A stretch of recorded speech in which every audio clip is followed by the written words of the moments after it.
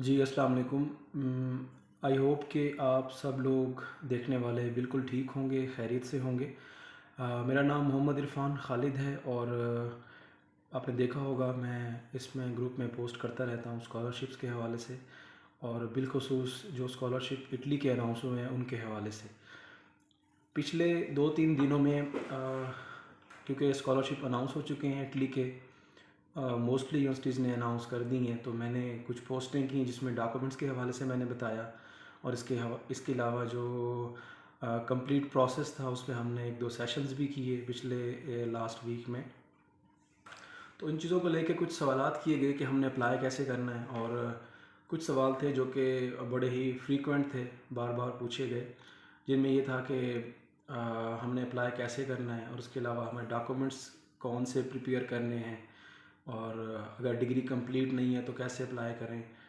इसके अलावा कुछ सवाल ये भी थे कि हमने लास्ट टाइम अप्लाई किया और हम नहीं जा सके, तो अभी हमने दोबारा अप्लाई करना है तो क्या करना होगा। तो मैं कोशिश करता हूँ कि इस वीडियो में कुछ चीज़ें जो हैं वो मैं डिस्कस कर लूँ। सबसे पहली बात तो ये कि 38 साइकिल जो है वो पीएचडी स्कॉलरशिप का इटली में स्टार्ट हो चुका है, और इस पे जो डिटेल पोस्टें भी आप लोग ग्रुप में देख रहे हैं, तकरीबन हर एक ग्रुप में, चाहे वो स्कॉलरशिप नेटवर्क हो, चाहे वो पाकिस्तान स्कॉलरशिप लीग हो, स्कॉलर स्टॉक का फोरम हो, या कोई भी फोरम हो, वहाँ पे ये सारी पोस्टें आपको मिल जाती हैं, की जा रही हैं आजकल। कुछ चीज़ें जो सबसे पहले ज़रूरी हैं वो ये हैं कि आप एक चीज़ तो ये मेक श्योर करें कि जिस यूनिवर्सिटी में आप अप्लाई कर रहे हैं या प्लान कर रहे हैं, उस यूनिवर्सिटी की कॉल को आप डिटेल से पढ़ें। फॉर एग्ज़ाम्पल, आपने अप्लाई करना है यूनिवर्सिटी ऑफ रोम में, आपने अप्लाई करना है यूनिवर्सिटी ऑफ सलेर्नो में, तो जो डॉक्यूमेंट डॉक्टर वकार बेग ने शेयर किया हुआ है या बाकी लोगों ने शेयर किया हुआ है, जैसे फैसल रसूल भाई हैं, 2-3 और लोग भी इस पे काम कर रहे हैं, डॉक्टर शाहनवाज़ हैं, जितने भी लोग ये काम कर रहे हैं, आप उनके लिंक्स को एक्सप्लोर करें सबसे पहले, और जल्दी बिल्कुल ना करें। बिल्कुल टाइम से काम करें। पहले चीज़ तो ये करें कि आपने जहाँ अप्लाई करना है उस यूनिवर्सिटी के लिंक पे क्लिक करें, गूगल में जाएंगे आप, वहाँ पे देखें और उसकी कॉल को पढ़ें सबसे पहले।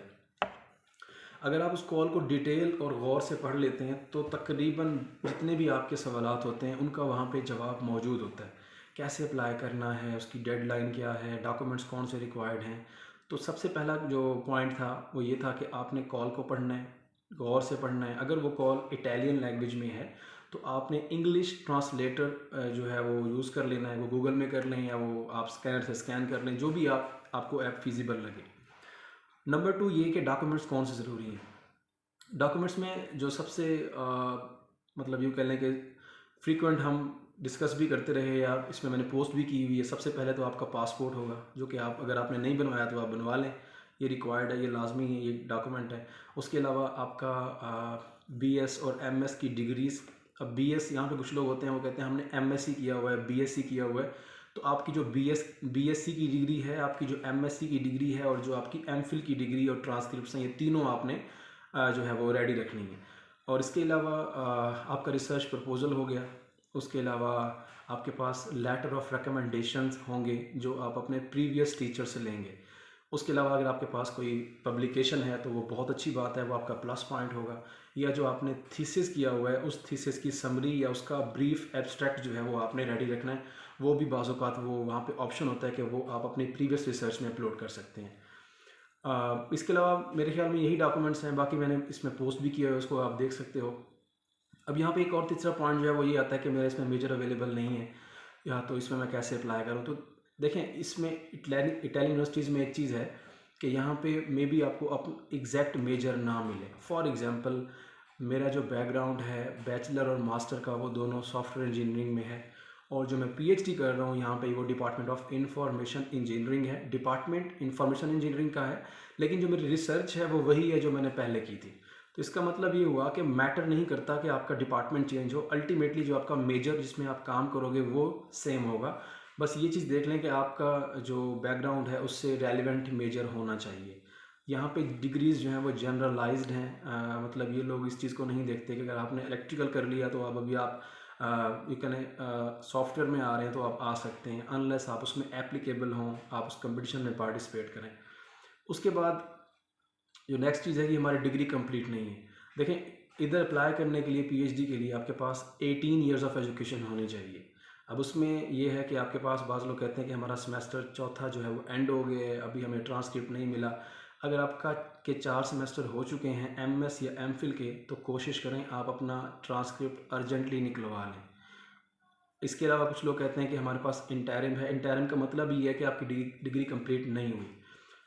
ट्रांसक्रिप्ट निकलवा लें, इसके साथ आप निकलवा लें होप सर्टिफिकेट अगर पॉसिबल हो। अगर ट्रांसक्रिप्ट आ गया तो फिर आपको ज़रूरत नहीं है किसी और चीज़ की, डिग्री के बगैर भी आप अप्लाई कर सकते हैं।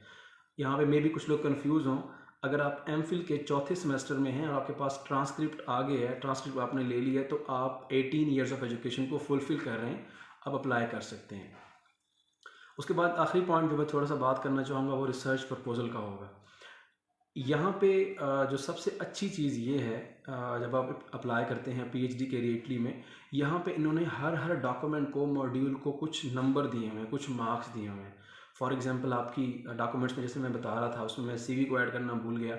आपकी सीवी है, आपके बैचलर्स मास्टर्स डिग्रीज़ हैं, आपका लेटर ऑफ रिकमेंडेशंस हैं, आपका रिसर्च प्रपोजल है, और सबसे ज़्यादा इम्पोर्टेंट जिसको बाज़ लोग सही से नहीं काम करते, वो आपका यूँ कह लें कि लेटर ऑफ मोटिवेशन है कि आप यहाँ अप्लाई क्यों कर रहे हैं। तो ये चीज़ें आपने जो है वो इन पे काम करना होता है। लेकिन इसमें मैं क्यों कह रहा हूँ कि रिसर्च प्रपोजल इज़ इम्पॉर्टेंट, क्योंकि आपकी जो रिसर्च है अल्टीमेटली वही काउंट होगी। आपकी जो एवेलुएशन हो रही होती है, यहाँ पे जो पैनल आपको असेस कर रहा होता है, वो असेस कर रहा होता है आपके रिसर्च स्ट्रेंथ की बेस पे, आपका रिसर्च पोटेंशियल कितना है। तो कोशिश करें रिसर्च प्रपोजल आपका बहुत अच्छा हो, स्टेट ऑफ द आर्ट हो, आपने उससे टॉपिक से रेलिवेंट जो है वो कुछ पेपर्स पढ़े हों। फॉर एग्जांपल अगर मैं बात करूं कि एक टॉपिक है जी एआई इन हेल्थ केयर, या कोई भी फॉर एग्जांपल साइबर सिक्योरिटी को आप ले लें, तो आपको ये पता हो कि पिछले 2, 3 या 5 सालों में उस पर क्या काम हुआ हुआ है। आप उन पेपर्स को पढ़ें, उन पेपर को साइट करें, और कोशिश करें अपने प्रपोजल को मुख्तसर रखें। मतलब इतना ना हो कि वो उसके 5 से 6 से 10 पेज हों। आइडियली मेरी अपनी एक यूँ कह लें कि अपनी एक राय है इसमें, वो ये है कि आपका प्रपोजल 2 से 3 पेज पे एंड हो जाना चाहिए। टू दी पॉइंट रहें, अपने ऑब्जेक्टिव बताएं, एब्स्ट्रैक्ट हो, रिसर्च ऑब्जेक्टिव हों। उसके अलावा पॉसिबल आउटकम्स हो सकते हैं, रिसर्च मेथडोलॉजी हो सकती है, रिसर्च क्वेश्चंस हो सकते हैं। उससे ये होता है कि कमेटी को जस्ट ये आइडिया हो जाता है कि इस बंदे का पोटेंशियल क्या है, ये कैसे अपनी रिसर्च को आगे लेके चलेगा।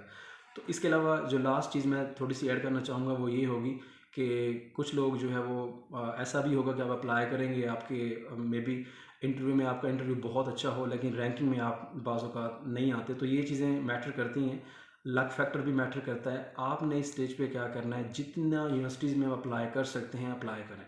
ऐसा नहीं करना कि आपने एक पे अप्लाई किया और आपको इंटरव्यू की कॉल आ गई तो आप बड़े खुश हुए, ऐसा नहीं होता यहाँ पे।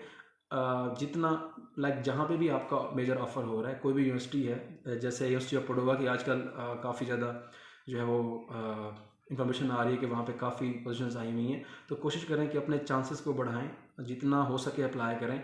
और मैं फिर रिक्वेस्ट करूँगा कि कोई सवाल पूछने से पहले जो डॉक्यूमेंट्स सीनियर्स ने इतनी मेहनत से बनाए हुए हैं उनको एक बार, सिर्फ एक बार थॉरली पढ़ लें, मुकम्मल तौर पे जो है इसको स्टडी कर लें, और आपके जितने भी सवालात हैं वो सब के सब उसमें एड्रेस हो जाएंगे। अगर स्टिल आपका कोई मेजर यूँ कह लें कि प्रॉब्लम है, कोई कन्फ्यूजन है, आपको समझ नहीं आ रहा, तो आप ग्रुप में भी पोस्ट कर सकते हैं। तो मैं उम्मीद करता हूँ कि ये कुछ चीज़ें जो मैंने बताई हैं अपने एक्सपीरियंस की बेस पे, मैं अगेन वही बात करूँगा। मे बी कोई इससे एग्री करे या ना करे, it's totally you can say someone's own opinion. तो ये सारी बातें जो थी वो बेसिकली मेरा अपना एक्सपीरियंस है। तो मैं उम्मीद करता हूँ कि इससे सबको फ़ायदा होगा इंशाल्लाह। और कोशिश करें कि जब आपने अप्लाई कर ली है, आपको चीज़ का आइडिया हो गया है, तो अपने जूनियर्स को, वो बंदा जो आपको इनबॉक्स कर रहा है, जो आपसे रिक्वेस्ट कर रहा है, उसको इग्नोर ना करें, उसको बताएं। आपको अंदाज़ा नहीं है कि आपकी थोड़ी सी गाइडेंस से उसे कितनी इन्फॉर्मेशन मिल जाएगी। मैं ये नहीं कह रहा कि आप उसको अपने डॉक्यूमेंट्स शेयर कर दें, उसको समझा दें, उसको वॉइस नोट में, ऑडियो में, क्योंकि कुछ लोग एक छोटे से पॉइंट पे स्टक होते हैं। जब आप उनको थोड़ा सा बता देते हैं तो वो आगे चल पड़ते हैं। तो ऐसे ही करके इंशाल्लाह हमने काम करना है। मैं उम्मीद करता हूँ कि मेरी ये थोड़ी सी बातें हैं आपके बहुत ज़्यादा काम आएंगी। अल्लाह आपका हामी और नासिर हो। बहुत बहुत शुक्रिया। पाकिस्तान जिंदाबाद।